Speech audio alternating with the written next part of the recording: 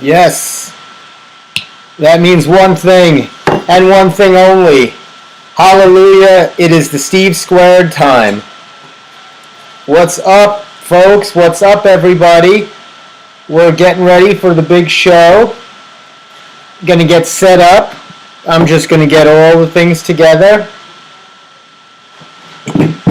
We'll be right there.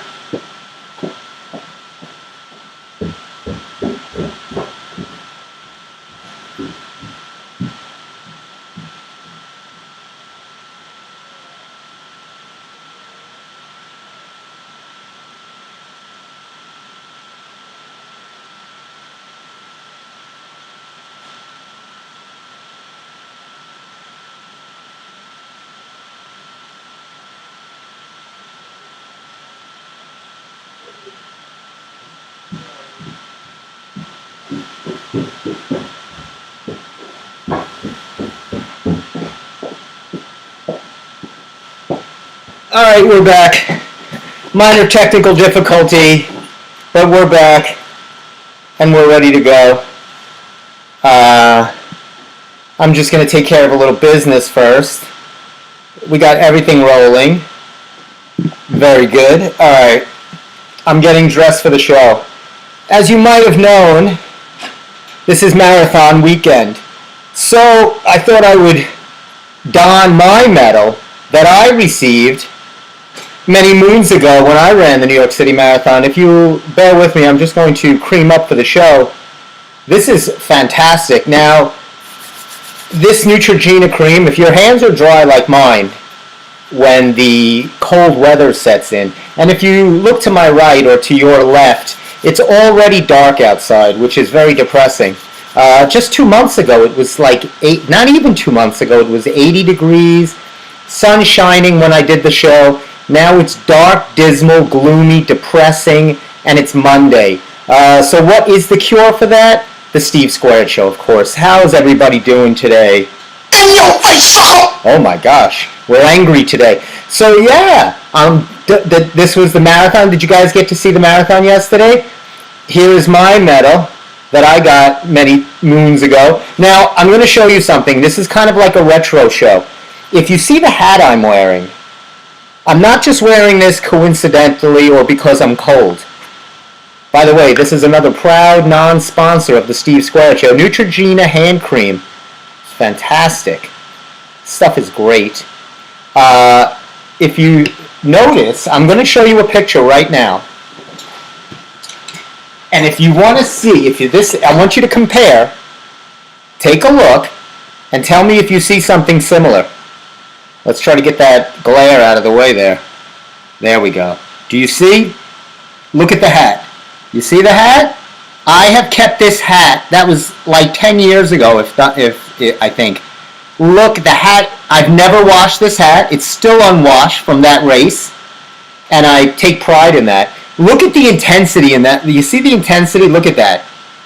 Look at that. I'm beating this guy. I don't know who this was.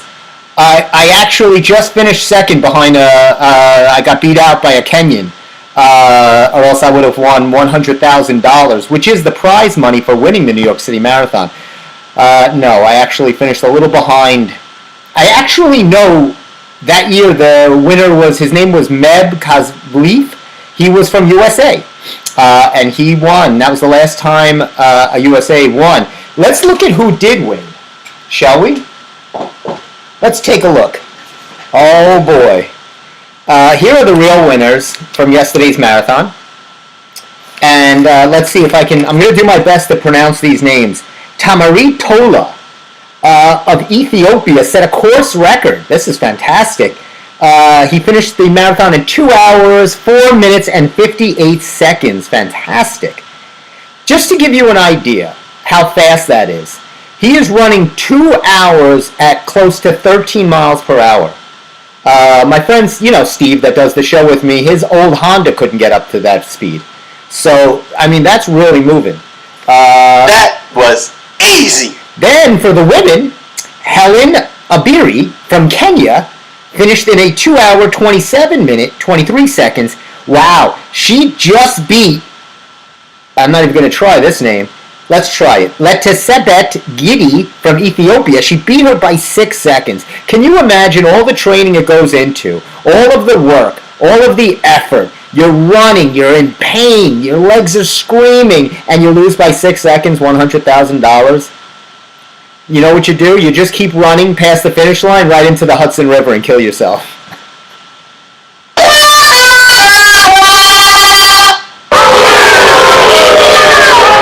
Anyway, let's see if any Americans. There were okay. There was a U.S. guy that finished in the top 10. I can't pronounce his name either. But he finished. He was all right. He wasn't bad. 2 hours 12 minutes. For the Americans, for the women, two finished 8th and 9th. Kellen Taylor and Molly Huddle. It was a good race. Great weather for the race. I mean, perfect. I'm always going to show this off because I ran it and I'm going to wear it. You're lucky I don't wear this for every show. You know, I think I should. I'm going to start wearing this every day all around town. I'm just going to start wearing medals. It's the only way I'll feel good about myself. By the way, this is the Steve Squared Show. I'm your host, Funny Man, Stevie K, coming to you live, not from the studio, not from the library, but from an undisclosed location. And it's November 6th. We're into November. A couple of good games tonight if you're looking for some sporting. The Knicks are playing at 7:30 against I don't know who. And the Jets, the amazing, surprising Jets, are playing, I think they're playing the Chargers. So that's going to be the Chargers or the Rams. I think the Chargers. And that's another Monday Night Football. So some good sporting events going on tonight. And I have to do this. I'm going to do this. Let's do this on the show. I was thinking of, I want to do this. I want to feel lucky. So let's try it. I got these scratch-offs. My dad loves scratch-offs. He's the scratch-off king, lottery king. My dad loves this. So I'm going to try to do this. So I tell my parents, I go, I'm going to scratch this off right on the show. So what do you think my mom says? Good luck. Oh, that's cool. Very exciting. She says, is that legal? She is always looking for the other side. She is a glass half empty.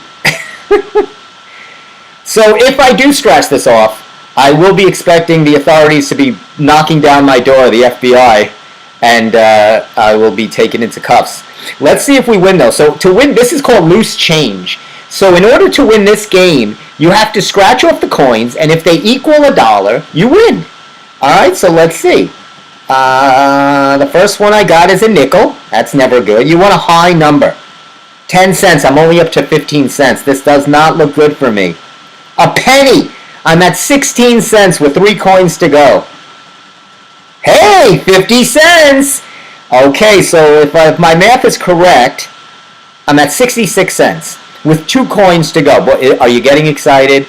You can't pay for this kind of entertainment. You can't watch this on Netflix or Hulu or Amazon. You can't go to a Broadway show and get this kind of excitement. You can't go to a sports arena. You can't go to a live rock and roll show.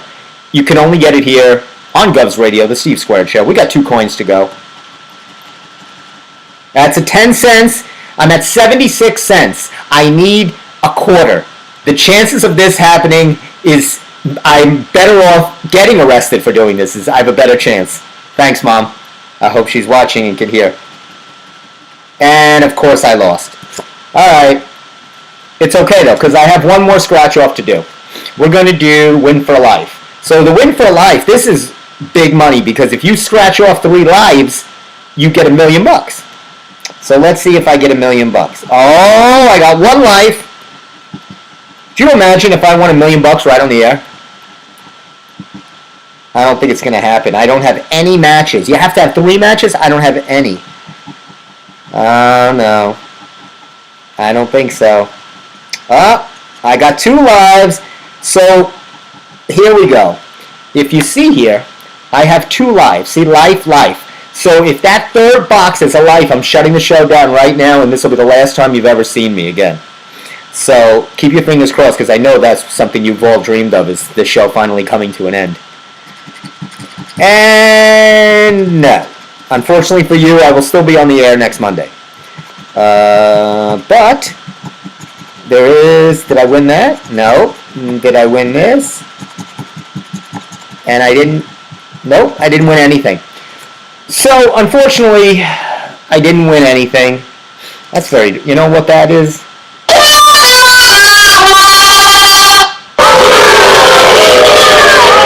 What are you going to do? How is everybody doing? Hey, you want to take a look at the plant? How is Kermit doing? Kermit's doing pretty good. A couple of leaves got lost. I'm trying to figure out... This happened last year, if you remember. And I am living in the past because I'm grabbing my old marathon gear, my necklace, or my medal, not my necklace.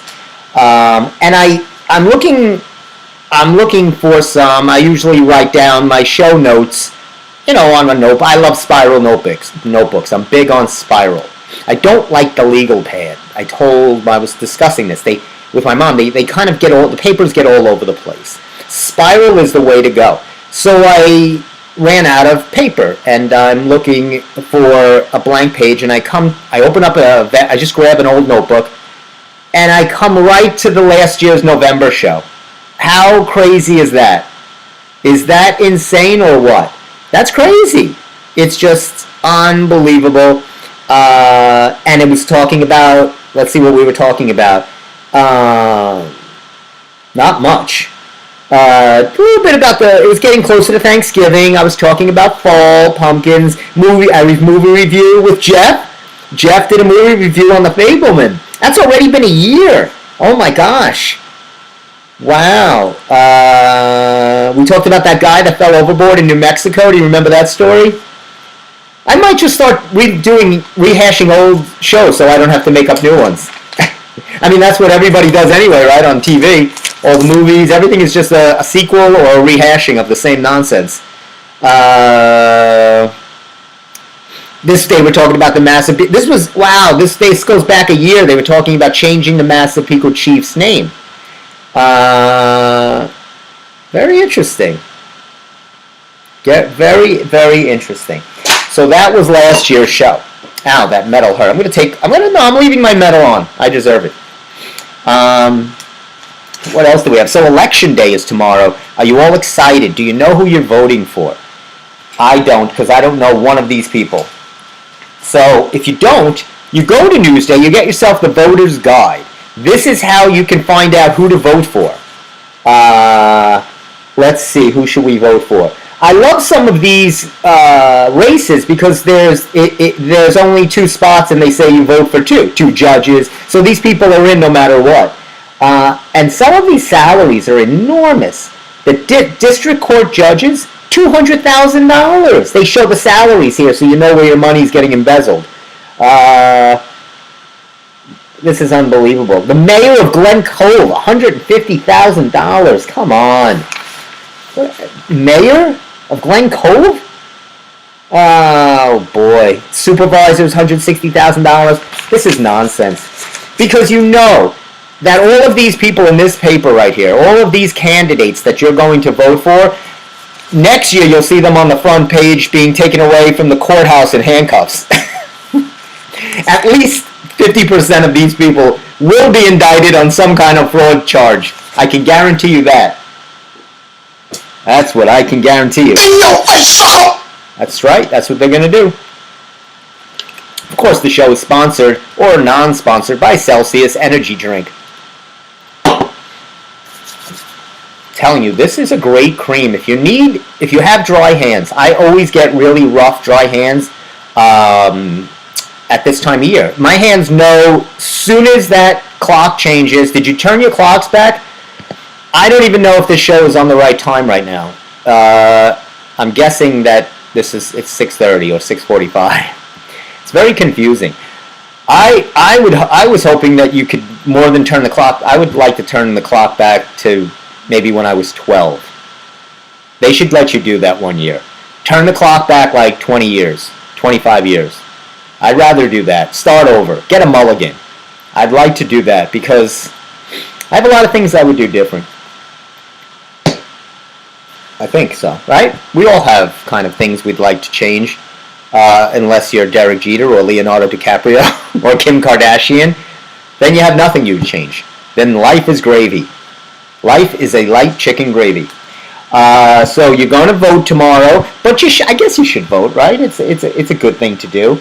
I will not talk about vegetables. I got a lot of feedback from the last show that I ruined spinach and lettuce for everybody, because I was talking about how where that show I watched poisoned about bad salmonella in your greens, and that it came from a farm in California, Salinas Farms. So everybody now, when I was talking about this, Jeff and everybody was turning over their vegetables to see where it was from, and it was from Salinas, so now everybody was throwing away their lettuce and their things and sending me hate text, like I had something to do with it. I didn't tell you to buy E. coli. You bought that on your own. Telling you, it's not, you just don't want to have E. coli for dinner. I don't know. Did you see Channing Tatum? You know Channing Tatum. He's marrying Zoe Kravitz. I thought that's an odd pair. He's in his 40s. She's in her 30s. She's a terrible actress, and he's not much better. So I guess it works. And St. John's, the Red Storm now. St. John's Red Storm. So a lot of hullabaloo. They have Rick Pitino as their new coach. He used to be the coach of the Knicks about 80 years ago. So Rick Pitino, they have this big pomp and circumstance. He's at the New York Stock Exchange, ringing the bell, boom, boom. And this is St. John's year. They're going to win the NCAA championship. They have Rick Pitino. They're fired up. Lose their first game to a Division II school, Pace. Now, Pace University, let me tell you who beat them. 5 accountants and an engineering major. That's who's on that basketball team. I'm just giving you, I'm not saying, I'm just saying that's who they lost to. They lost to 5 accounting majors, a psych minor, and a fine arts degree. That's who St. John's lost to. A Division II school, Pace University. We love to build things up before they are anything, right? That's what we do. We love to make things exciting before they are anything. Let's wait and marinate on this a little bit. Let's see if St. John's is good. They're not going to be good. They're just not. They're going to be like the Giants. It's like people rooting for the Giants. Stop watching the Giants. It's not good for you. I found out that sports. I did a little test. I like to get scientific. I'm all about facts and science. So I did a study, and it turns out that people that watch sports have a greater risk of death at an earlier age. It's a common fact. Higher, they're just doomed for some kind of inevitable death. Horrible, terrible ending if you watch sports. So stop it. Watch something nice. Put on the Disney Channel. Watch a game show. My mom watches Judge Judy. That's when you live a long life. You watch something fluff. I call that fluff TV. Right? Survey says, bing! That's nice. You don't want to watch your team look terrible. I had to endure the Yankees. And now I have to watch the Knicks lose tonight. I don't want to do that. I want to do something else. You know what you should watch? So you gotta love, forever they've been at odds, right? Arnold Schwarzenegger and Sylvester Stallone. So Arnold, the two blockbuster action heroes of the 80s, right? Arnold's the Terminator. Sylvester is Rambo, Rocky, True Lies. Like, they're just bang, bang, bang for movie. They're the guys. And it doesn't change in their 70s. Arnold he came out with his new book, Be Useful, which I'm reading. And he had the Netflix doc that was out a couple of months ago, right? It was great. I saw it. 3 parts. It was fantastic. So what released last night is Sly, the Sylvester Stallone story. And he has a doc. It's on Netflix. Check it out. I watched the beginning of it, and it's actually pretty good. It shows... I watched up until the point that he starts writing the screenplay for Rocky. He couldn't get any acting gigs. He wanted it. He was a troubled youth. He was in military school. The folks were really rough on him and his brother, put him in military school. he dropped out of school. He got a little interest. He was truancy, a lot of bad boy. He was a bad boy. Then he started getting an interest, I think in like high school or something like that, in theater and acting, and he went to movies a lot. He would say he just lived in the movie theaters and watched movies with his brother. And he thought that's, what he would love to do, and he would read screenplays and watch movies, and but he couldn't get any parts. He didn't know how to do it. So eventually he just started writing little things for himself to be in, little parts that he did with a buddy. And, the rest is history.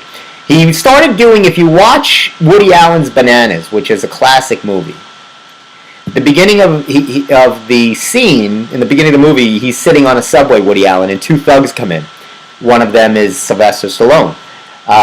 He got extra work, but, it was a good part. He also, one of his earlier movies was Lords of Flatbush, and that's where he met Henry Winkler. They were both, he was always playing a tough guy, leather jacket, he would get extra work like that. Lords of Flatbush, though, it was a real movie and a real part. It was a really breaking movie on a lower level for those guys. If you ever get a chance, it's on Netflix or Amazon. It's a good movie, but of course, I got up to the part of the documentary where he's starting to pen the script for Rocky.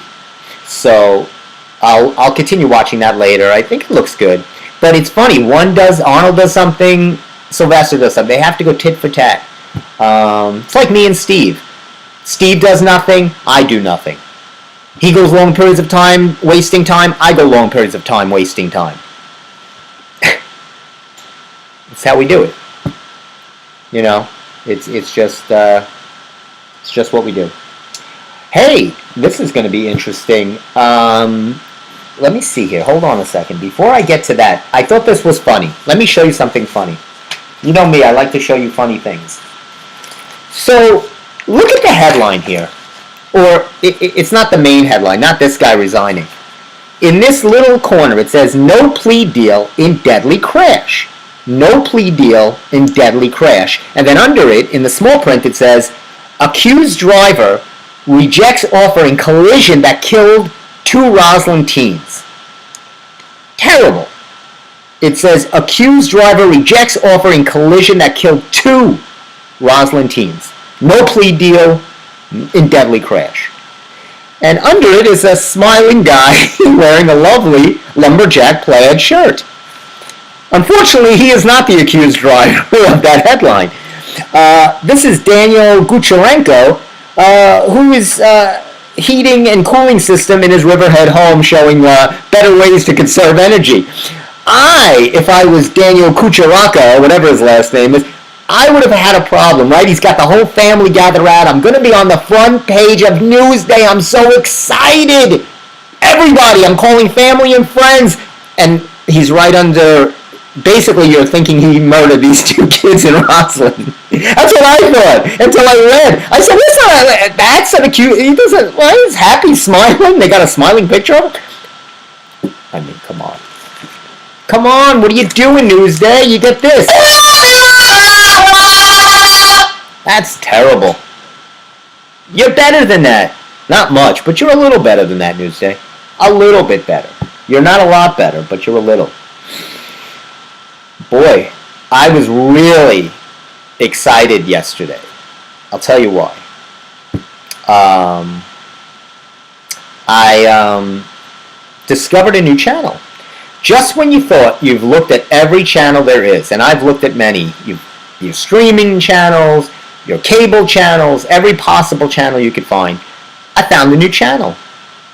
Channel 85 in your Optimum guide is the biography channel, which I guess I don't know what happened to the biography channel. It just kind of went somewhere, and it went apparently to channel 85, and it's fantastic. Last night they did Ben and Jerry. They did Hershey, Milton Hershey, and the Hershey chocolate bar. They did Bobby Flay, and so many others. It was really, really good, and I thought it was awesome. Famous Amos, Wally Amos, the cookie guy, You Love Your Famous Amos Cookies. Who else did they do? They did so many people. Heinz, the Heinz guy with the ketchup, and Kellogg's, and just a lot of people. So it was pretty interesting. Channel 85. I like to read about people's lives or documentaries. That's why I speak about that a lot. Because I try to see that common thread. What is that trait that it works so I could find it for myself? And I have yet to find it. And but what I have found is it may be an answer. I watch these. We all look for inspiration through these amazing stories, right? Milton Hershey works his way up and invents the Hershey chocolate bar. Right? Bobby Flay drops out of school, becomes an amazing chef. Dave Thomas works for Colonel Sanders, Harlan Sanders in KFC as a short order cook and becomes the founder of Wendy's. What a story! These are amazing stories. Wally, Famous Amos, cookie guy, was a failed agent for the Stars. He wanted to be an agent, and then that didn't work, so he was depressed. He went to baking cookies, and there you go. Boom, Famous Amos cookies. There's always a great ending to these stories. But as you've known me, if you've come to know me all of these years watching the Steve Squared Show, I don't like happy endings. I don't like people going off into the sunset, riding off on a horse, holding hands off into the sea. I don't like happy endings. So, what I have discovered is maybe there's a channel I could come up with, the Failed Biography channel. What do you think? Bad bios. These are people we've never come to know, whose lives ended terribly by pursuing their dreams. I got a few for you. Let me get one. I was a trained ballerina since I was 3 years old. That's all I ever wanted. I had almost hit the 10-year mark when I started middle school. I was at the studio every day, taking Pilates, dieting, giving it all I had. I had a dream. What happened was I was almost 13 and I was starting junior high. I had to make the choice between ballet and being a teenager. This was around the time my weight was being monitored. I gave it up. I just couldn't do it anymore. I wasn't getting picked for the ballet company, and even though I should have continued, I quit. I couldn't stick it out. I couldn't continue that ballerina shape. I was becoming more interested in becoming just a teenager. That was the hugest mistake I ever made in my life. The thing that really sticks to me is I regret that decision. I'm sorry I failed. See, that's a great story. It doesn't end happy. She understands she should have been a ballerina, didn't pursue the dream, and instead, who knows where she is. You want more? I got more. My dream was to become an English professor. That's not a great dream right off the bat. I love literature. I love the academic lifestyle. I went to both undergrad and grad school and got my master's degree. I spent 2 years trying to get into a good PhD program, trying to get my dream. I couldn't get in. I couldn't get a job. I was crushed. I spent 2 years after that in a crappy job stocking shelves, which made me feel even worse about my life, and now I'm bridled and embodied in enormous debt that I can't get out of. I hate my life. This is a great channel. This is what I would want to see. I'd stay up all night watching these stories. I don't want to hear about Milton Hershey and he invented the chocolate bar and he's making millions of dollars. That's not something we can attain to. I can beat these people out. There's hope for me here. I can't do the Sylvester Stallone or Arnold Schwarzenegger. I can't come from Austria. I can't dog like Rocky. I can't do these things. But what I can do is I could beat this guy that wanted to be a literature professor and he failed and he's working at Stop and Shop stocking peas. I can do that. It's terrible. I think there's one more. But you get the point. I don't have to continue. That's a show you might be interested in. Bad Bios. From 6 to 8 o'clock. Bad Bios. Alright. Bad Bios. Alright, you know what time it is. It's advice time. Dear Amy, a few years ago, I quit being romantic with my husband. I quit being romantic. Basically, just wasn't feeling it. So I stopped. For a while, he slept on the couch, but now he's taken to sleeping in a tent in the backyard. Even in the dead of winter. That's normal. It's so embarrassing. I begged him to sleep inside, but he says he likes sleeping outside in the backyard in the fresh air in 11 degrees. I'm sure all our neighbors are talking about how he's sleeping outside. How can I make him come to his senses and sleep like a human being? Again, I need to hear more stories like this for hope. I can't watch the Lifetime channel anymore where everything ends wonderful. I can't do it. I don't want Hallmark. I don't want Lifetime. I don't want Disney. I want this guy, this lunatic who has now been driven to sleep in the dirt. This man who has put a house, a home with his wife. He has toiled and paid for a mortgage, no doubt. Now he has to sleep in the dirt because his wife finds him hideous and grotesque.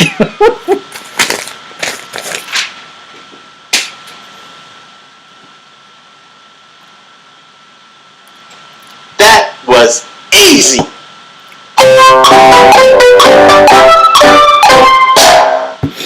Anyway, how are we doing so far on time? Oh, it's 7:02. Man, is it dark outside. I just don't like the cold weather. It just doesn't work for me. Ladies, if you're looking for a new hairstyle, they say bangs are in. This is a big thing now. Did you hear about this? Let me show you. Bangs are the new thing. So everybody's loving the old Uma Thurman look from Pulp Fiction. The very bob with the bangs. That seems to be the new thing trending right now.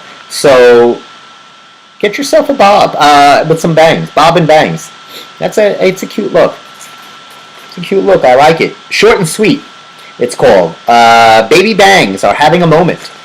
So I like to keep on the latest trends. I mean, you don't want to know what's under this hat. There's no bangs under this hat. There's a mess. There's a hysterical mess. I always say you could tell how things are going in my life by how my hair looks. Okay?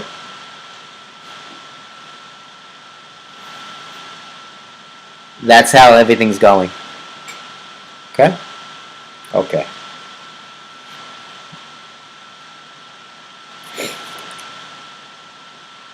Get ready. My mom is going to be very excited about this next segment.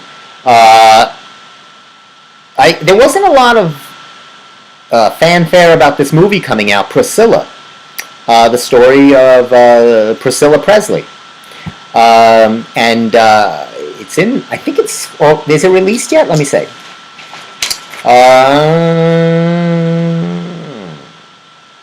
It's already out. So it's Kaylee Spaney is playing Priscilla Presley.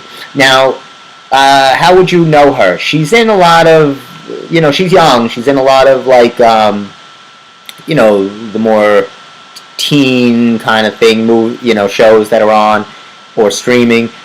You might know her from On the Basis of Sex, the movie, the story of Ruth Bader Ginsburg. She plays the daughter of Jane, and she was wonderful in that. That was a couple of years ago. Great movie. I believe Natalie Portman played Ruth Bader Ginsburg.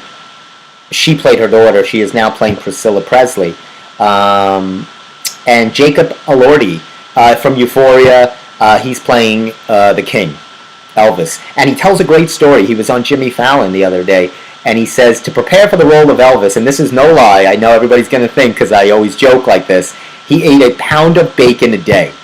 I don't know what kind of acting style or method preparation that is, but he ate a pound of bacon a day. That's fantastic.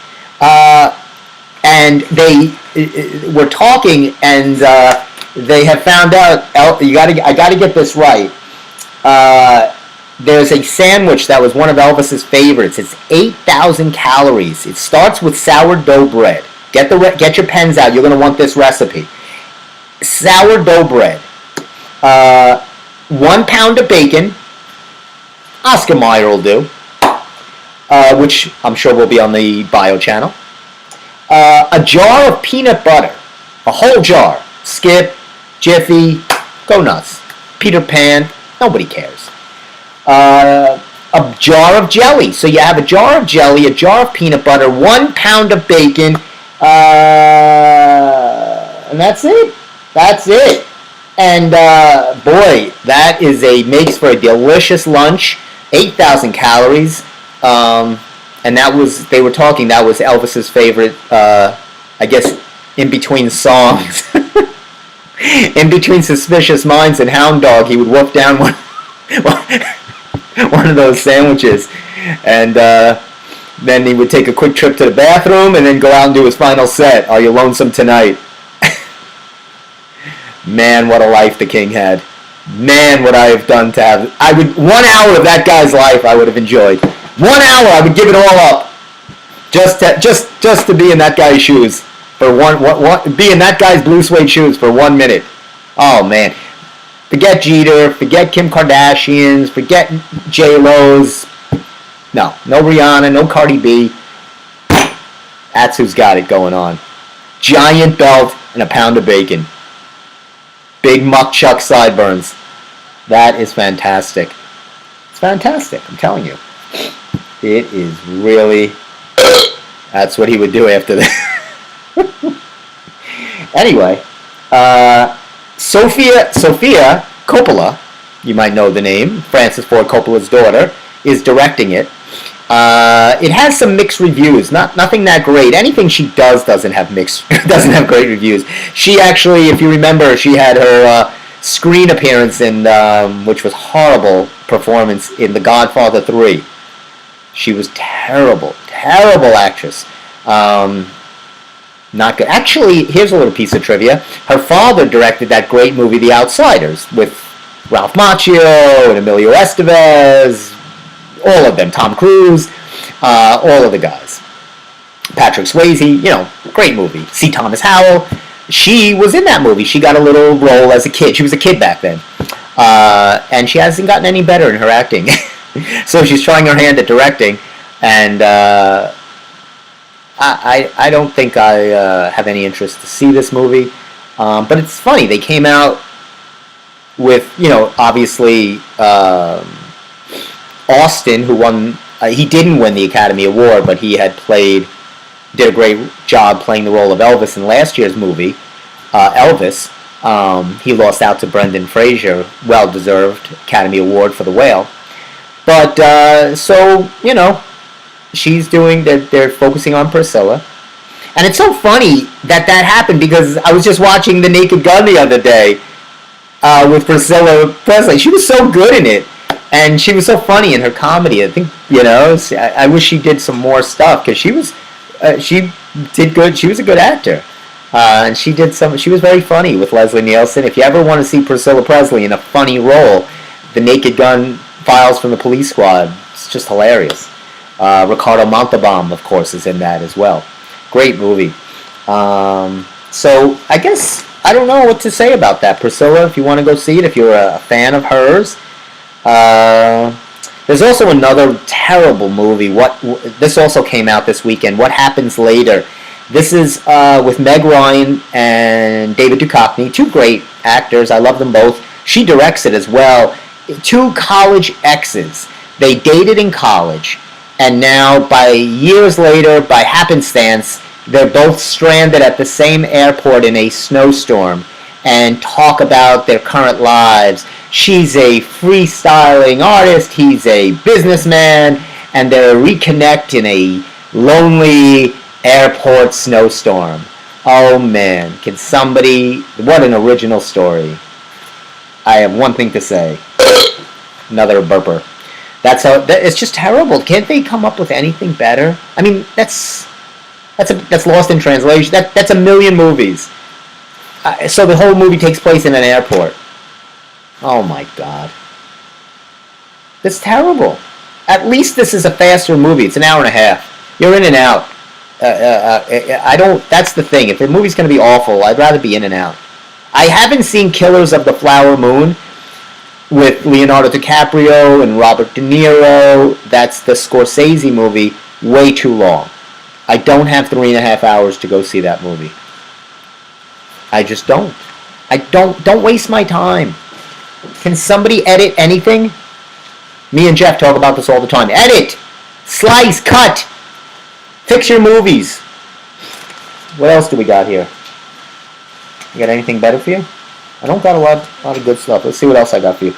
This was a great story. My dad loves this bread. He's a big fan of Dave's Killer Bread. This one is Raising the Roof. And I thought this guy would make a great biography story. This was quite the story, Dave Dahl. He, as a youth, was a very rambunctious adolescent, very another bad boy. And he would get into lots of trouble. Then he started getting into bigger trouble. He was getting involved in drugs, robberies, assaults, and jail. And he was serving jail times for here, for there. And let me get this right, because I want to get his little story right.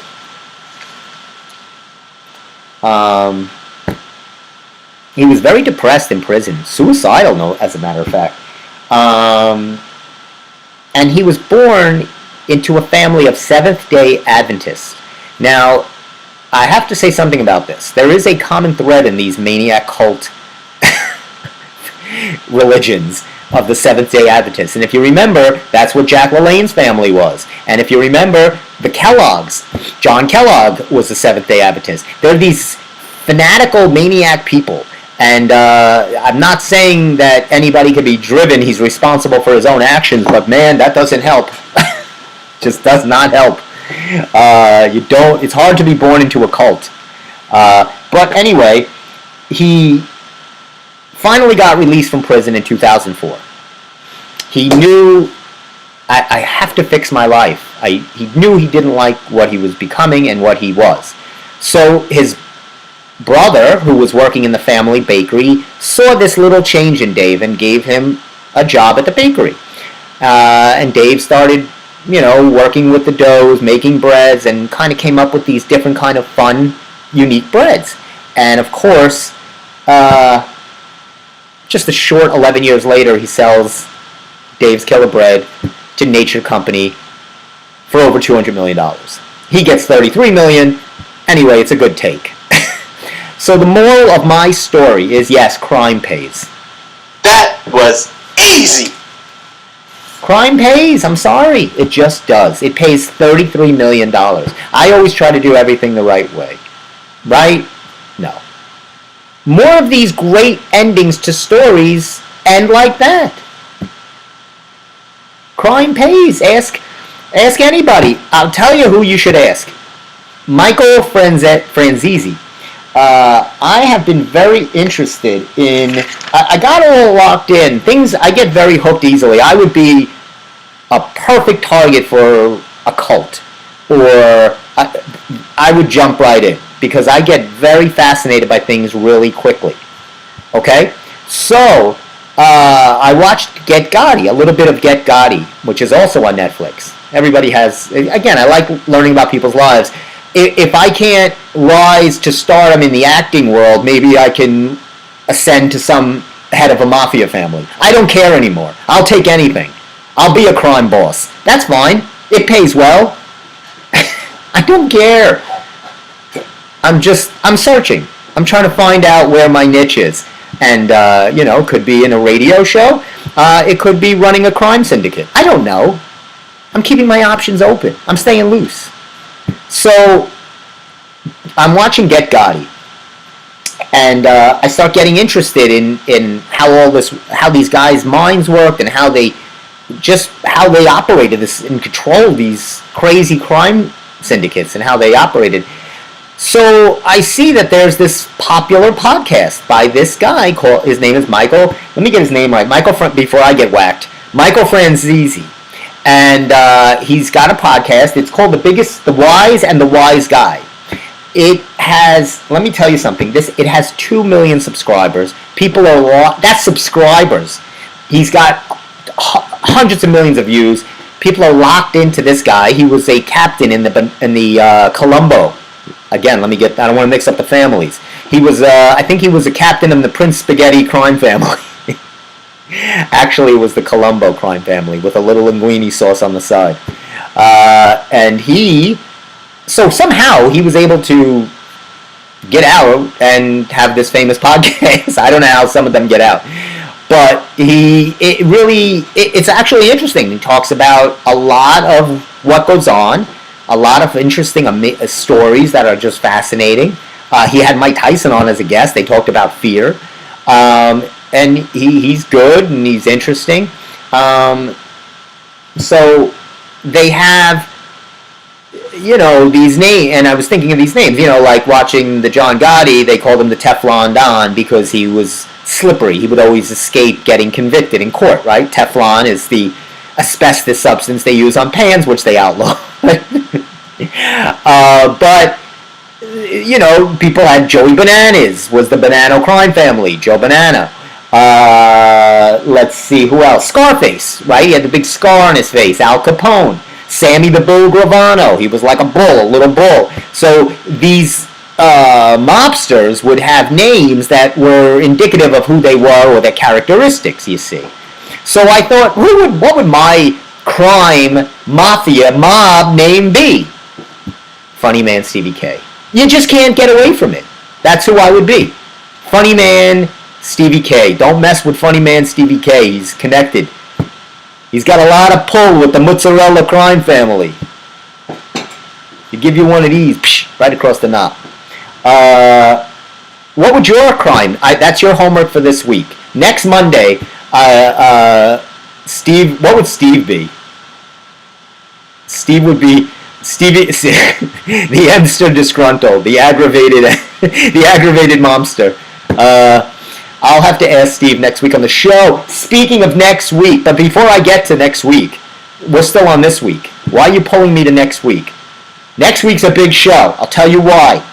You better lock in, because next week, 7 days from now, is going to be the birthday show. Because it'll be, that's right, my dad's birthday next week, and we're having a birthday fiesta. We're having a big gala, a brouhaha.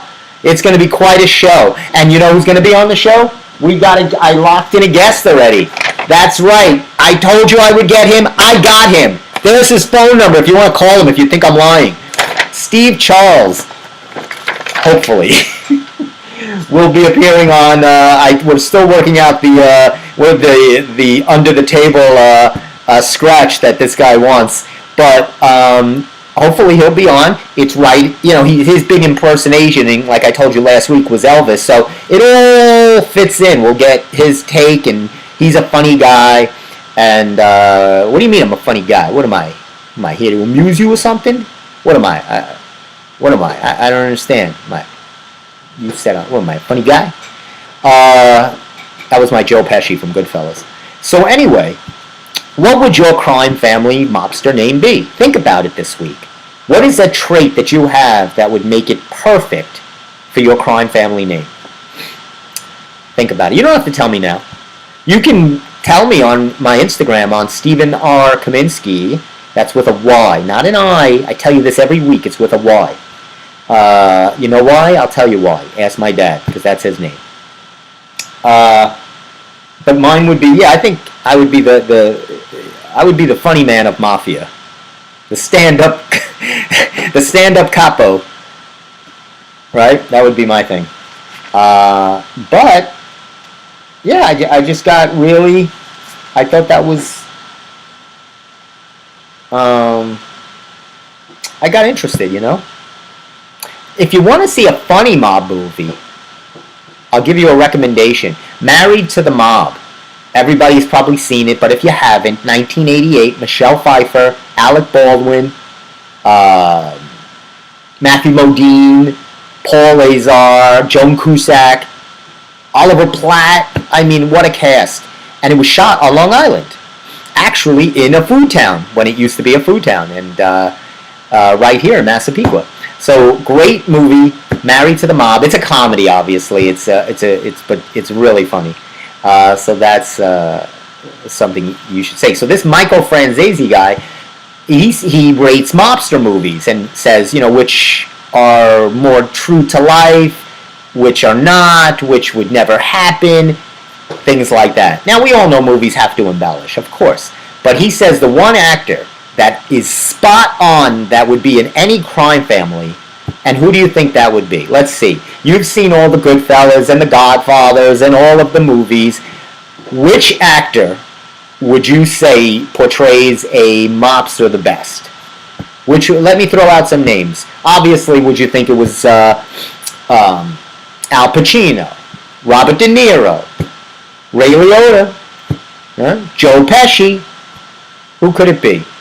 Those are your big ones, right? He said Joe Pesci, without a doubt, portrays a mobster to a T. He would assimilate to any crime family because that's who they are, is Joe Pesci. And so he gives him a 10 out of 10 for his portrayal of a mobster. Very good. Actually, Al Lewis, Grandpa from the Munsters, is in Married to the Mob. This is a classic movie. You should definitely check it out.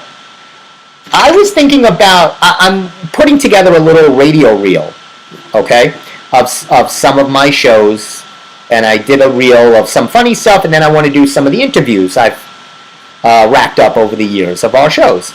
Again, this is kind of like a retro show. I'm thinking, remember last year's The Marathon, and I found that last year's show.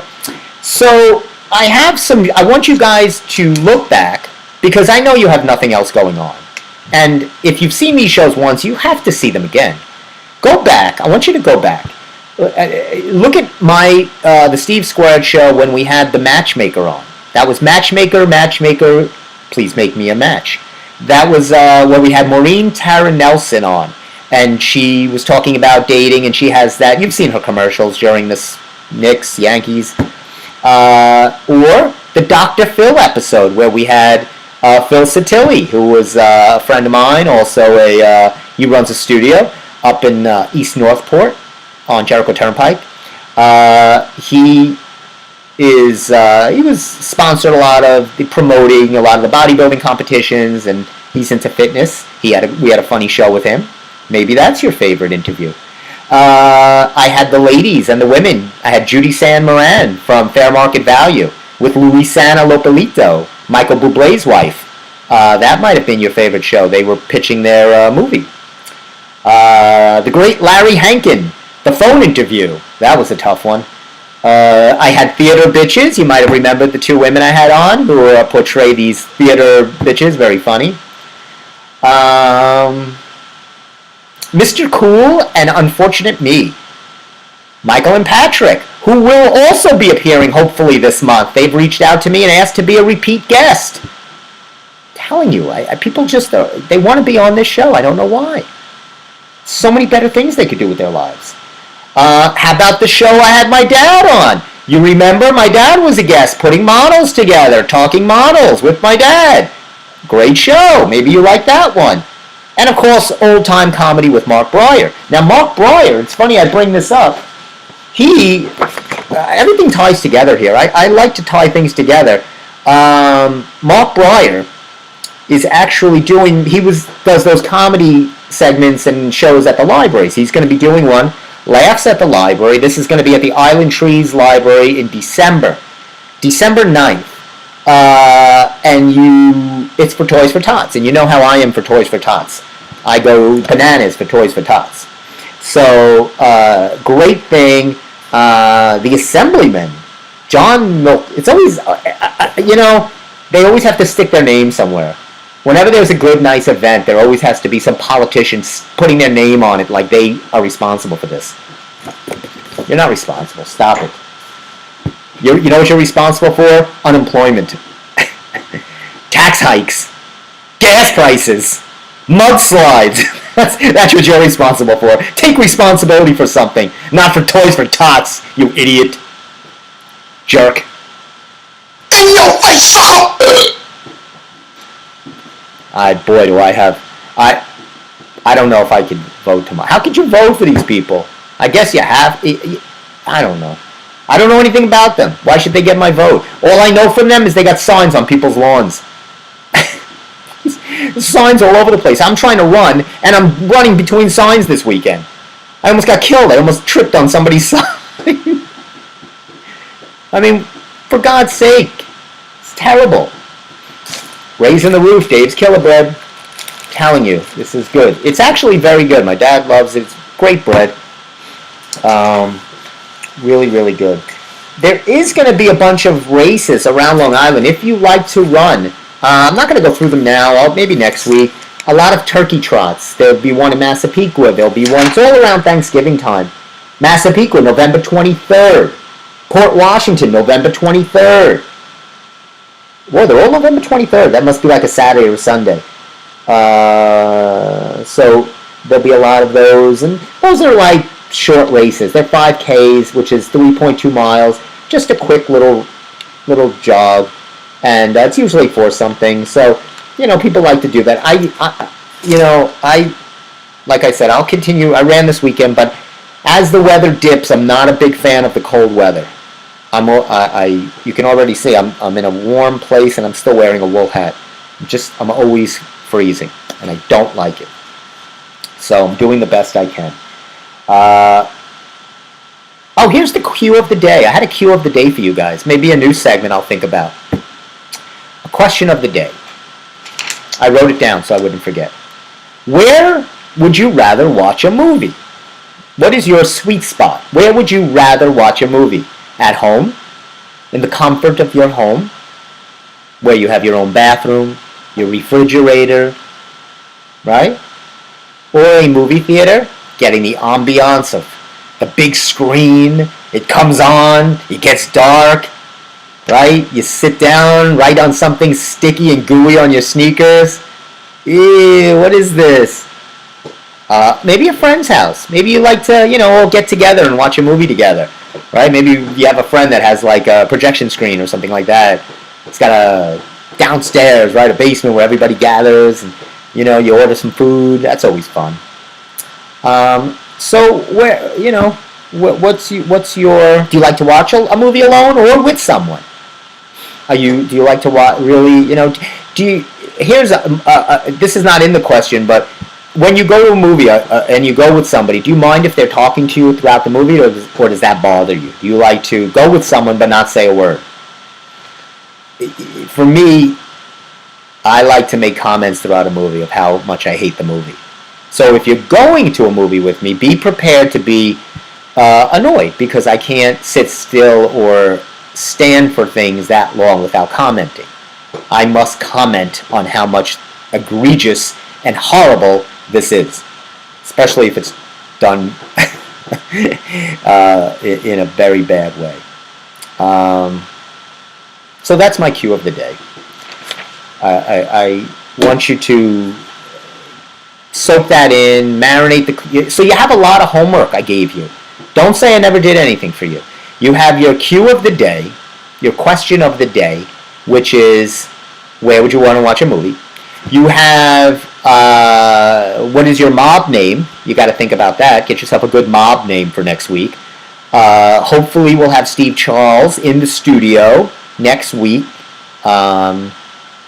We'll get that. Isn't it tough when you're turning your clocks back and you're starting to, a lot of people are in their cars right now hitting all kinds of buttons. They don't know, right? They're like this for an hour. Just hitting buttons in their car trying to get the right time. I leave it. I wait till it just gets, it'll be right in April, so don't worry about it. I can hold out and know I'm an hour off.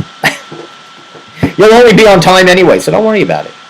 I tell time by the sun anyway. I'm like that. I'm a real outdoors kind of guy. I can look up at the sky and know it's 1:45. It's just what I do. Anyway, so you have your homework. We're going to hopefully have some entertaining stuff. You got a couple of movies If you want to go see Priscilla, go see it. Don't go see that other thing. Whatever happens nonsense with Meg Ryan, no good. I can tell you right just from the title and the synopsis, I can tell you it's no good. Did I give you? Oh yeah, check out that podcast, Michael Franzese. I think if you were really into, a lot of people love that true crime, things. People love that. Oh, my mom is so into watching Dateline. She loves watching these horrible murder stories or disappearing things.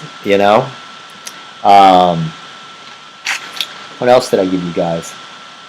Oh yeah, and don't forget Channel 85 if you're on Cablevision, if you got Optimum. That's the biography channel. It's fantastic. So check that out as well. Have a great, it's coming up on 7/31. We're out of here. I want you guys to have a fabulous, safe week as you bring in November. Get used to the time change. I know it's a little weird. It only takes a couple of days, right? It's like when you get home from a long flight. Just gotta, time change. Just gotta get used to it. It's no big deal. You could do it. You've done it before. Unless, if you don't like time change, you gotta move to Hawaii, or I think it's Arizona. They are the two places that do not adhere to the time change. They are on their own time.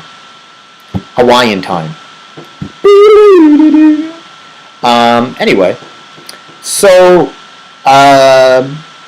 thank you for spending an hour with me. I appreciate that as always. Love you, Squares. Kermit appreciates you always. Try that sandwich.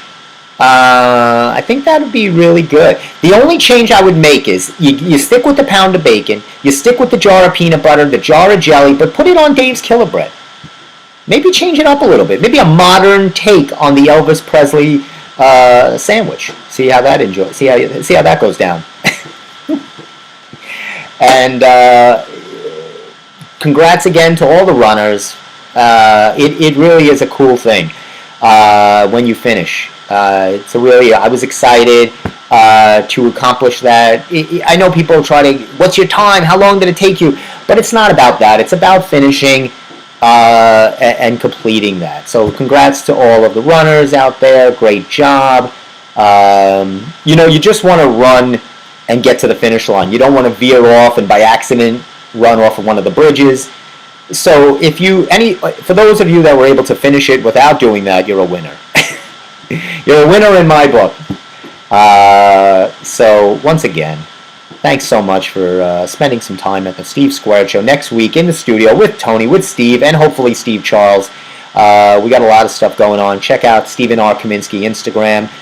We'll give you everything you need to know. Once again, right now, leave us. Go put on the Knicks if you want to get aggravated. Put on the Jets if you want to. Same. And, I think the Knicks are a better bet. We'll see you next week.